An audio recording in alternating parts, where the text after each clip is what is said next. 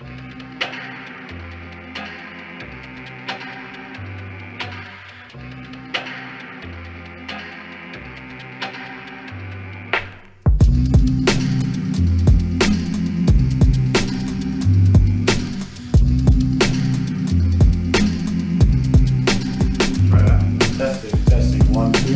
we are good to go. Hello world, what's going on guys? It's Mick with the brand McClendon back for another episode of our Hero Talks. Hey, just to remind you what we're talking about with the Hero Talk conversations. We're connecting with everyday real people in the community that have, decided that they no longer will sit on the sideline. They realize that being a hero is not about being perfect.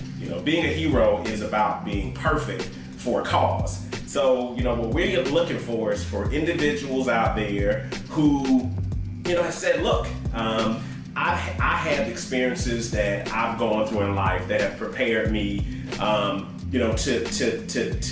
maybe provide some insight, maybe to provide some knowledge to some people. Maybe they can avoid some pitfalls and some negative experiences that I've had in my life. So I'm excited for this episode.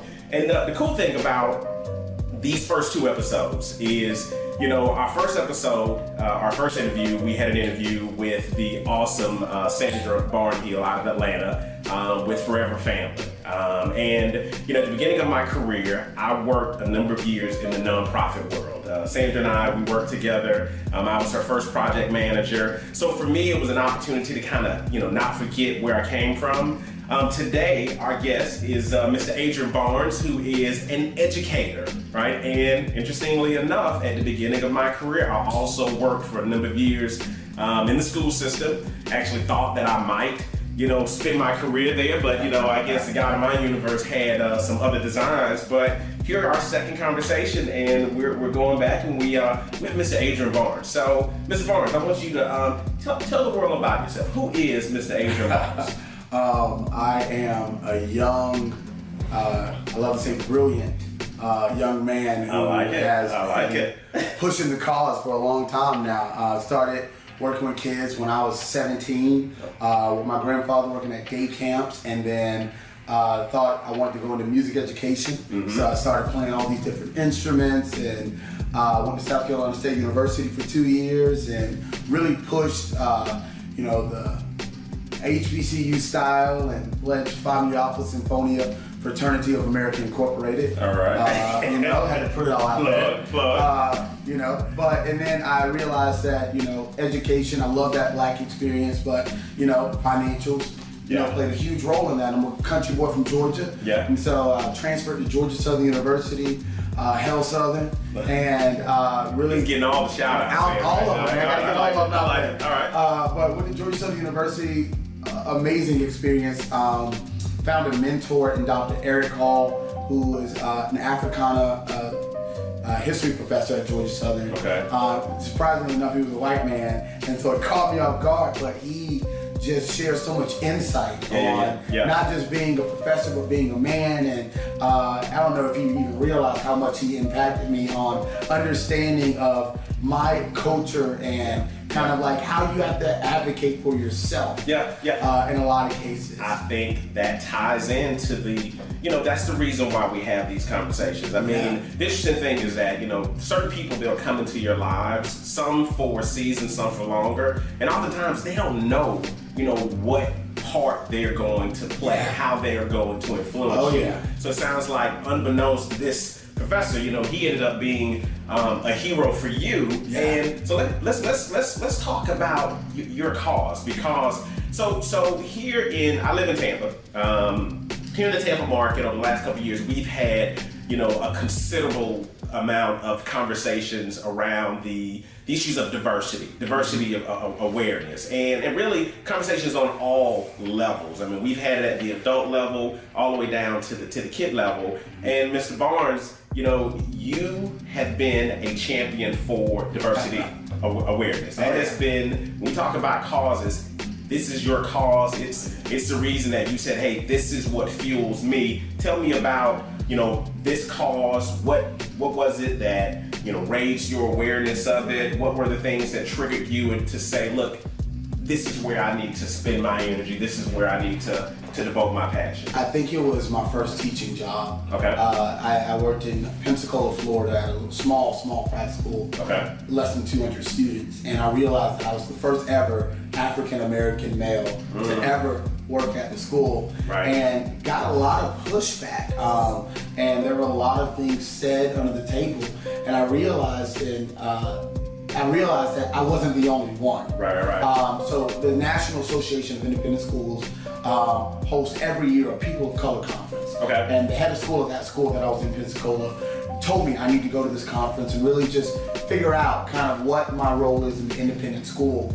And I got in and I just started talking to people and meeting people and seeing people I had worked with previously at another school in a different capacity. Right. And it really made me go back to my current school and go, we need to change a lot of things here. Right. It shouldn't be me advocating, it should be all of us. So were you finding when you went to these larger meetings that, other schools were moving forward, pushing the diversity, and you were in an environment where it was not, or? I think it was on both ends. You had schools where it was, I think the best thing that I remember is someone saying, look at all the beautiful faces here, all this different color in the building. Yeah. Just remember, we all come from like 3,000 schools. Exactly. And you're probably the only one at your school. Right. And when I heard that, that really hit home for me. Okay. Because I said, if I'm the only one, what can I do to change it? Absolutely. And so talking to different people, they're like, you can do a lot. Yeah. Just by being there, you're already doing a lot. Yeah. But then when you realize you have a voice, you can do more. Absolutely. And so I think that was the biggest thing, is I realized I had a voice. And I got pushback. Yeah. And I can imagine that would be the case. So there are a lot of issues, around diversity and inclusion, not just in the schools, but also in the workplace. Correct. I have some colleagues out there who focus on, diversity and inclusion of women in the boardroom, which is something else. But let's talk about the benefits. So when you get pushback and they say, hey, Adrian, why are you pushing this so hard? What are the benefits of what you're trying to strive for? I mean, why is diversity and inclusion in private schools, why is that so important? Because diversity and inclusion in private schools, see, a lot of people fail to realize a lot of times that private schools were founded, a lot of them, if you look at the years they were founded, it's like the 1960s. Right. Okay. Right? And so you look back at the past, and a lot of these schools realize that it's a new day, it's a new age, and that they realize sometimes that their whiteness has taken over. Okay. And so it's one of those to where when you realize your whiteness is taking over, you then are like, how can I diversify? In private schools specifically, we are pushing this cause not only for African American students, not only for Caucasian students, Latino, Hispanic, but also for our Asian students. Right. The ones that are really not seen because they blend in with the white students. Right. But really, they have their own culture. Right. The Indian students who come from these different places. The African students, not African American, the legit African students, white Africans and black Africans, because they don't have the same cultural aspects that we do here. Right. And so you're pushing this because you want everyone to be included. Right. And that's a big thing that I know growing up, you had the table that had the jocks, you had the table that had the nerds. It was a reality. We saw it on TV. Which table did you sit at? I always sat at the jocks. I might have been a band geek, but not for everybody. But you have these different tables, and so it's this idea of every student should be seen. I get it. Yeah. And every student should be heard. And when specifically in private schools are a business. Yeah. And people have to realize that first and foremost, you might have a health school. They are an education facility, but colleges are also education, but they are a business. When you look at business, there are more and more African Americans, Latino Americans, Asian Americans who are understanding the system and we're becoming a wealthier group. Yeah. And so when you look at that, if I'm a wealthy African American male who wants to send my child to the best because I didn't have the best, and I look at all the people at the school and I see there's no one that reflects my child, then I team and go, let me find one that shows that what my child is. And so when you look at equity and you look at diversity, see, diversity is more than just skin color. Diversity is socioeconomic. Diversity is gender equality. Diversity is all that. And so how are we including all of this? Somebody's preaching. Somebody's preaching. When you want to include all of these different groups, it goes back to the idea of, do I have people who look like my child? And is my child going to be supported? Because you have those, and I learned from my own experience, being an African American male in America, it's hard. You know, we can preach on that all day. But when you look at these young men and young women, and they get in trouble, I think of a certain student now, they get in trouble, I understand what he was trying to do. He might not have gone about it the right way, but let me talk to him and help him. Because when you talk to him, you only see a black boy. I see myself. Okay. And I was getting ready to go there because oftentimes when there's a cause as big as this, one that you've decided to take, and kind of just, improve, typically there is some personal experience. Maybe something that you've endured or a challenge that you faced in the past. It was a storm that you made it through, and now it's giving you a voice and a story. So what was? Tell me. I mean, I know you said that you worked at a school where you were one of the only black male there, right? But what about when you were younger and in your formative years of education? Did you experience that as well? Yeah, I was always the only black boy. It was, and my school was diverse. I went to a public school, Thomas County Central public school, and we were inclusive in everything. My friends just happened to be because I was in the band. And my grandfather used to always say, "Bear, you're just a leader." And so Bear. So like, you're just a leader. And so I led by example. So the people I surrounded myself around, I had my cousins who were always there, but I also realized that I needed to branch out and see other people. And so a lot of my friends were white, and so I was privileged to go on some of their family vacations and to do different things with them. And when you sit back and look, and then you start hearing the whispers and you hear people talking. And some of my friendships ended badly, but some of them, my friends would be like, dude, like, you're not gonna talk about with Adrian like that. That's just not gonna happen. And I realized I had an ally. And so we going through those experiences, then growing up in South Georgia anyway. Even like going to Georgia Southern, I loved it, but there were times I felt racism. There was a great time when I was headed to a club with some white friends, looking all preppy, polo shirt, nice, polo pants, shorts on, looking all nice, polo down. And the guy looked at me and said, "Hey man, your pants are sagging." And I said, "Where?"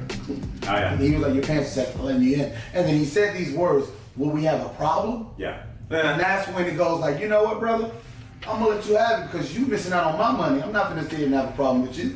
So I walk away from the situation. And so, going through those experiences made me realize that I'm not the only one. And then going into my adulthood and realizing that, Adrian, you are the only one at this school, but are you the only one in the entire world going through this? Absolutely not. Absolutely not. And so that's I do want to,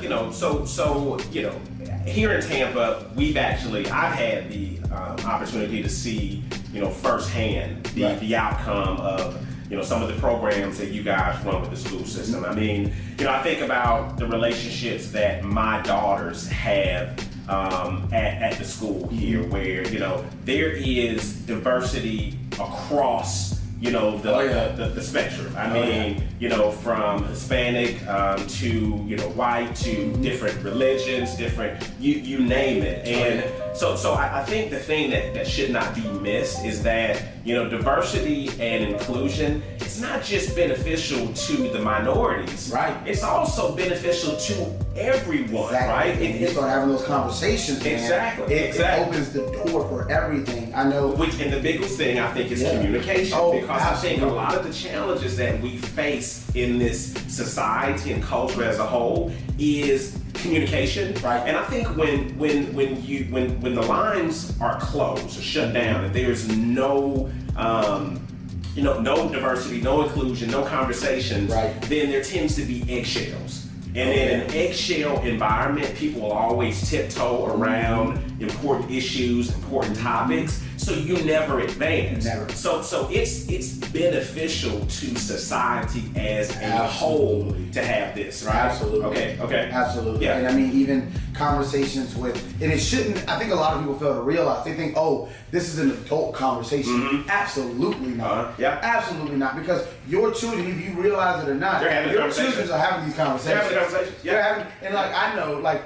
know dealing with, I work at a summer camp as well, and I know dealing with small kids who rap some of our songs, right? Yeah. They're rapping the songs, and I had a kid ask me, Adrian, is it appropriate for me to say the N-word because it's in this song? And it's one of those conversations of, he's asking it, so we gotta have this conversation. And that is that eggshell-free environment. I mean, and that to me is from where I sit, that's one of the biggest takeaways. When you have someone who's pushing that kind of environment, the conversations will be had, and they will be had not out of hate, not out of anything negative. It happens out of curiosity, out of love, right? Absolutely. And that's the kind of environment that you want to foster. So I want to so awesome cause, love it. So what's next for you? All right. So I understand that you're making a big move from Tampa, heading out to Denver. You don't have to mention the name of the school that you'll be going to, but I know that you're looking at your next mountain. Okay. So tell me about what's going on. Definitely. At my new school, I'm going to be the dean of students. All right. So I'll be working hands-on with the students. I'll be teaching a leadership course while doing that, and also I'll be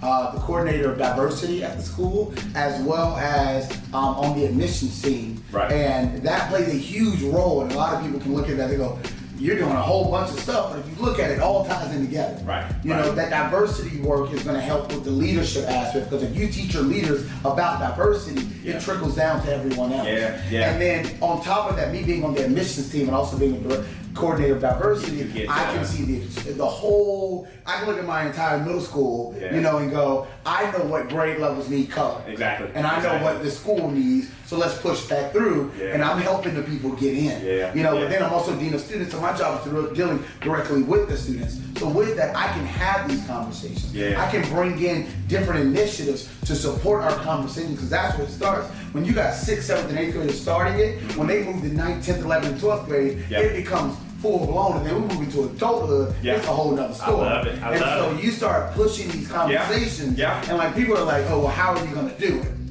Oh, it's simple, right? That's simple. I'm already in a position to where it's as simple as, hey guys, we're gonna start having this conversation about race relations.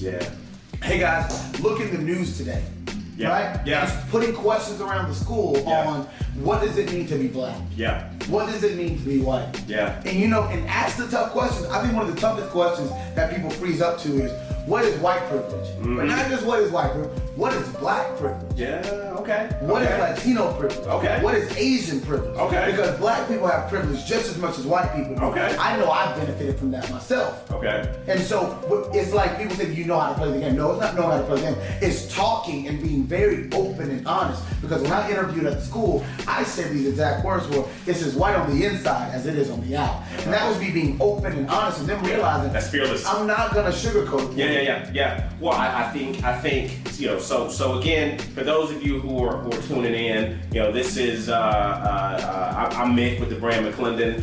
This is our Hero Talk conversation. We have Mr. Adrian Barnes. What is it? What is the new title now? Dean of Students. Dean of Students. I hate that we're going to be losing him here in Tampa, but he's getting ready to shake things up in Denver, Colorado. And basically, with the Hero Talks, what we do is we focus on individuals who've decided that, they're no longer going to sit on the sideline. They are fearless. They are passionate. They've had some experiences in life that have made them uniquely suited to speak for a cause. They understand that they don't have to be perfect. Right. They just have to be perfect for a cause. And, we're talking with Mr. Barnes here, who is absolutely perfect for this cause. And if you're just tuning in, you need to rewind and you need to check into some of this passion that's being been shown here. So I always like to ask, and again, we try to run these about 30 minutes, but you're very knowledgeable. young man. I can see your passion. I know you've had some role models and some mentors in your life. Oh yeah. We always like to ask, you know, if there was one book that you feel has influenced, you know, you most. You know, what would that one book be? What would you recommend? Definitely American Promise. American Promise. All right. It's a documentary. It's a movie. Okay. Right. It's a documentary, but it's also a book. Okay. Okay. Right. And so it's about these two young African American boys who are in the Dalton School in New York, private school, and just their whole, like, their parents were psychologists and therapists, and so this whole story about their whole growing up in the private school world. And one came from not affluent family, but a family that could afford to go there. Right. And the other came from a lower income family. Right. And to understand their story, but to understand that private schools have its benefits and private schools have things they need to work on. Right. Every single one of you, if you think you have a perfect school, if you think you have a perfect school, you have nothing coming. Okay. Right? Okay. Yeah. It's just like a person. Yeah, There's yeah, no perfect yeah, person, there's no yeah. perfect organization, there's no perfect school. But this school, the fact that this school let them come in and say, we're going to show you our flaws. And then the school reflect on it and say, now let's work on our flaws. Yeah. American Promise is hands down. Wow. Yeah, that's a great one. So phenomenal. American Promise. American You guys Promise. pick that up, especially if you're working in the school system. You Oh, yeah. remember the author? Hey, just Google it. American Promise. You'll see documentary and the book. It's Absolutely. amazing. Absolutely. And so for those out there who want to learn more about you know, Mr. Barnes and your cause and your passion, I mean, how do they find you? I mean, how do they connect with you? Yeah, you can find me on Instagram at Adrian_Barnes. You can find me on Twitter at Mr. Barnes History. So those are my two platforms. You can find me on Facebook at Adrian Barnes as well. And I post some different quotes about education on there as well. And so I'm always available. Just shoot me something. Okay. I'll respond. Awesome. I'll respond. So we're right about our time, and you know, I want to thank, you know, Mr. Barnes for coming and joining us, for being our guest hero on this episode. Again, you know, the entire intent here is that, you know, we want to shine the light on individuals, you know, who understand that they were created for a purpose. We want to shine a light on these everyday, real people, the causes that fuel them, and the hope is that, you know, by you tuning in and listening to some of these stories that are shared, that you too would realize that there is a cause out there that has your name written all over it. You know, the experiences that you've gone through in your life, the storms, you know, that you've gone through that you might have thought were negative at the time, there was a purpose for that storm. It has made you perfect for a cause that has your name written all over it. So, hey, look for our next episodes coming up here pretty soon. You can find more information on the Brand McClendon. You can visit us at www.thebrandmcclendon.com. You can find us on Instagram, Facebook. Instagram, we're at the Brand McClendon. Twitter, McClendon Mick. Pretty much everywhere. Just Google the Brand McClendon and you'll find it. So we appreciate you guys for taking the time to join us. As I always like to say, it is your path to find, right? It is your purpose to define, and it's your story to share. Your best is yet to come. Thanks for joining us, guys. All right, bro. I think that's gonna be a hot one, man. That's gonna be a hot one. That's gonna be a hot one.